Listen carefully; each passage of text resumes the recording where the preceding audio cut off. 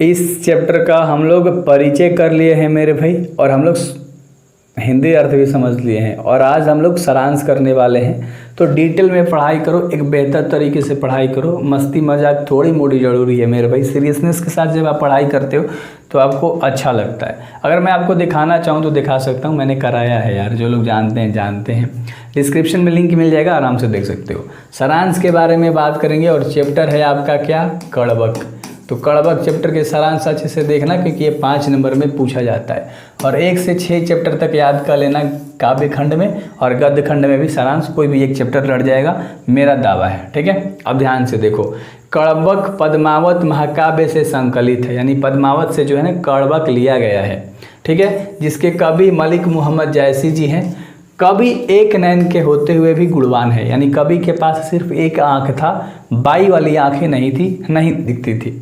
उनकी कवि वाणी में वह प्रभाव है कि जो भी उनकी काव्य को सुनता है वह मोहित हो जाता है। यानी कि इनके काव्य ऐसे ऐसे थे ना, इतने अच्छे से व्याख्या करते थे ना, कि कोई भी सुनता तो इनके काव्य की तरफ मोहित हो जाता। ठीक है, कवि कहते हैं कि ईश्वर ने चंद्रमा के समान मुझे बनाकर, है ना, कलंकित कर दिया है। यानी जैसे चंद्रमा कलंकित है ना, कि चंद्रमा में दाग है, उसी तरह से लेखक बोलते हैं कि मुझे भी ईश्वर ने बना के मुझे कलंकित कर दिया है। वे दृढ़ आत्मविश्वास के साथ कहते हैं कि चंद्रमा में दाग होते हुए भी वो संसार को प्रकाशित करता है।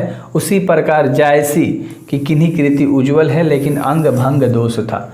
यानी कि मैं भी उस प्रकार प्रकाशित करूँगा, संसार को उजाला प्रदान करूँगा अपने कहानियों से। मतलब वो जो लिखते थे ना मेरे भाई, कवि थे, तो लिखते थे जो चीज़ें ना, उसके माध्यम से बोल रहे हैं कि मैं अपनी कवि बाड़ी से इस संसार को रोशनी दूंगा। मुझ में भी दोष है, मेरी भी आंख नहीं है, एक कान से सुनाई नहीं देता है, चिच्चक के कारण रूपहीन हूँ, रूपहीन थे बेचारे। ठीक है, तो उस तरह से वो सारी चीज़ें करेंगे, और उनका लेकिन अंग भंग था मेरे भाई, बस इतना याद रखना। ठीक है, आगे ध्यान से देखो। कवि कहते हैं कि विधाता ने समुद्र के पानी को खारेपन का दोष किया है। यानी समुद्र इतना विशाल है, फिर भी उसमें एक कमी है कि वो खारेपन के समान है। तो वह ऐसा असूझ और अपार है, यानी कि वो ऐसा असूझ और अपार है समुद्र। सुमेरु पर्वत त्रिशूल से मारा गया, तभी तो वो सोने का होकर आकाश तक ऊंचा होगा। यानी सुमेरु पर्वत को जब त्रिशूल से मारा गया तो सोने का हो गया और बहुत ऊंचा हो गया, यानी आसमान तक हो गया। इस प्रकार कवि कहते हैं कि जिसमें गुण है उसमें अगुण भी है। यानी कि कोई व्यक्ति में अगर खासियत है तो भाई कमी भी है, इतना याद रखना। ठीक है, किसी की छवि स्वच्छ आती है, और उसी प्रकार कवि की आंख भी स्वच्छता और पारदर्शिता का प्रतीक है। कवि कहते हैं कि जैसे किसी की छवि अप्रतीक आती है, मतलब प्रतिष्ठित रूप से आती है। अगर मेरा एक आंख है, मैं किसी को देख रहा हूँ, अच्छे से देख ले रहा हूँ, तो मेरे अंदर कमी क्या हुई यार, वही बात कहते हैं जिस प्रकार कवि की आंख की स्वच्छता पारदर्शिता का प्रतीक है। यानी अच्छे से जब वो देख पा रहे हैं तो उसमें कोई कमी नहीं हो, अपनी कमी को मानते नहीं हैं, बोलते हैं कि कमी है मुझ में, मेरी एक आंख नहीं है, उससे क्या हुआ यार, मैं सच्चा इंसान हूँ। समझ सकते हो। चलो, साथ ही साथ जायसी जी यह कहते हैं कि इस नश्वर जगत में जिस प्रकार फूलों के सुगंध रह जाते हैं, उसी प्रकार इंसान की भी कृतियाँ यहाँ रह जाती हैं। जिस प्रकार एक पुष्प मुरझा जाता है लेकिन सुगंध छोड़ देता है, सुगंध देता है ना, उसी प्रकार यह बोलते हैं कि मान लो अगर मैं मर जाता हूँ तो मेरे कृति के रूप में लोग याद करेंगे। मैं जो कृतियाँ लिख रहा हूँ, मैं जो कवि हूँ, और मैं जो कवि माध्यम से अपनी बाड़ी से जो चीज़ें भी छोड़ के जाऊँगा, जो भी लिख के जाऊँगा, बाद में लोग पढ़ेंगे, 2 शब्दों में ही मुझे याद करेंगे, पर याद तो करेंगे मरने के बाद। तो वही बात कहते हैं।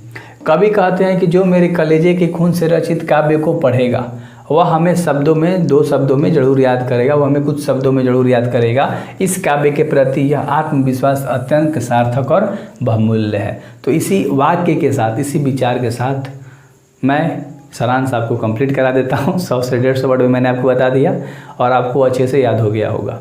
तो बेहतर तरीके से पढ़ाई करो, यहाँ से हिंदी, व्याकरण, इंग्लिश, ग्रामर, मैथ, फिजिक्स जो भी है यार सब कंप्लीट करो प्लेलिस्ट का इस्तेमाल करके। बेस्ट ऑफ लक मेरे भाई, ये चैनल बेस्ट है तुम्हारे लिए।